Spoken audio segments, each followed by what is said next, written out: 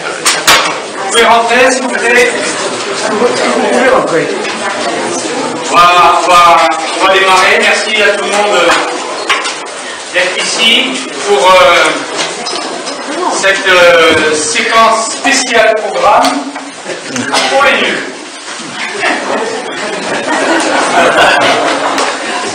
C'est qui les nuls? Puisque tout est parti, enfin, beaucoup de choses sont parties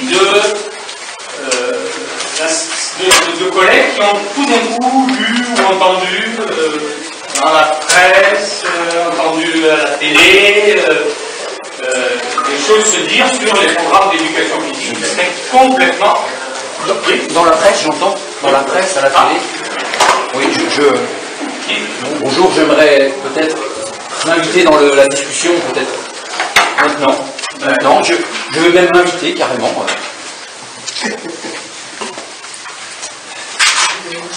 Quelle place que je trouve? Allez.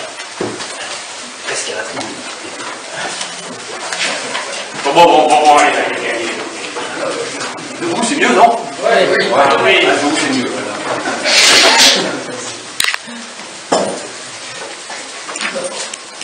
À la lecture de l'écriture des nouveaux programmes scolaires, on peut se demander si ce ne sont pas là encore des mots pour cacher les mots. L'idée, par discipline, alléger les programmes. Alléger les programmes. D'entrée, ça semble mal assorti. D'emblée, ça paraît vraiment compromis, vraiment compromis, j'aurais tendance à dire. Écoutez bien, alléger les programmes. C'est comme si, par exemple, pour aider les aveugles, on leur interdisait le tutoiement. À présent, vous voyez tout le monde. Vous voyez tout le monde. Alléger les programmes. Cette refonte, ça va être du lourd. Tu m'étonnes. 2 poids, 2 mesures, on m'assure. Pour les profs, c'est soumission impossible, c'est sûr. Et l'éducation physique et sportive dans tout ça, sera-t-elle garante d'une matière prise de tête ou parente d'une matière grise de tête? Dans le mille, un journaliste avisé, dans le mille, a eu un nez diable pour relever l'indéniable et maxi embrouillamini qui en ce moment se profile à la face du document des nouveaux programmes scolaires. Télé, journaux, radio ont aussitôt croisé le fer pour démêler l'affaire. Toujours de l'immédiat dans les médias. Ces programmes, ce sont jargon, vacuité du vocabulaire, texte abscons, novlangue. Eh bien, comme eux, et sans conteste, décortiquons hors du contexte ces textes alarmants. Avec grand cœur ou avec rancœur, tout son cœur, rageons contre jargon. Franchement, celui qui a pondu ces textes, il avait pris quoi? De la vodka ou un grand bol d'air? Allez, vacuité du vocabulaire. Ce fameux contexte du fumeux texte abscon. Quand quelques-uns qualifient ce fumeux texte d'abscon, ils ne sont pas loin de l'être, eux, fumeux, je veux dire. Car plus que le sens, c'est la sonorité du mot abscon qui amuse, n'est-ce pas? Au besoin, on pourrait aussi crier aux chiottes celui qui réfléchit, aux chiottes celles qui professent, aux chiottes les pédagogues. Rayon moquerie, il y a toujours matière à faire. Et pourquoi pas aussi affirmer avec culot quel beau métier professeur, pendant qu'on y est. Quel beau métier professeur, abscon très pétri d'humour désopilant. Plutôt déshorripilant, oui. On dirait vraiment que tout est fait pour qu'il soit blessé, l'enseignant. Mais vous, journalistes, il y en a quelques-uns ici, mais vous, journalistes, pour bien aborder un sujet sans le saborder, ne vous faut-il pas d'aborder cette idée d'un angle d'attaque? Choisir un point de vue? C'est intéressant quand vous insérez tant un parti pris pour arriver à un rendu. Votre devise n'est-elle pas « faut arriver au rendu à la fin », si vrai parti pris au départ?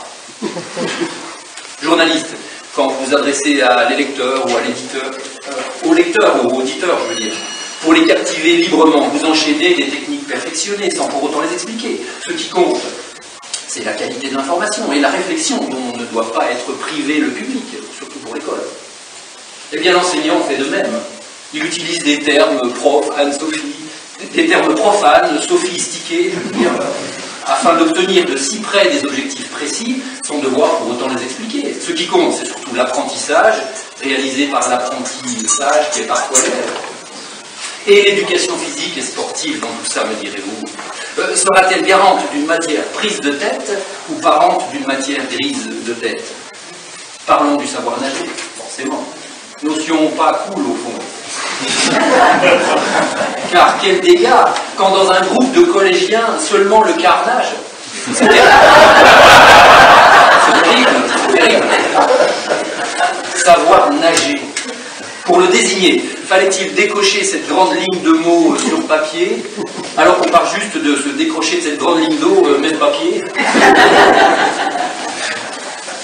Non, en réalité, professeur EPS, ce nouveau langage renvoie simplement à votre amour du métier. Cette novlangue, c'est le fruit de votre passion. Novlangue, on pourrait presque dire lovemangue, fruit de la passion.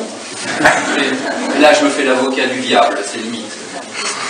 Attention, attention, nous voilà aujourd'hui arrivés au stade où on peut maintenant vendre et acheter des cours de maths, de français, peut-être même bientôt des cours de sport sur Le Bon Coin ou sur eBay. L'école eBay. On n'a pas fini d'en entendre parler sans petit cours. Le système éducatif a-t-il vraiment besoin de telles moqueries en ce moment? Les analyses des journalistes ne pourraient-elles pas au contraire chercher à diffuser le rôle des colporteuses, le rôle d'école porteuse de vraies valeurs positives?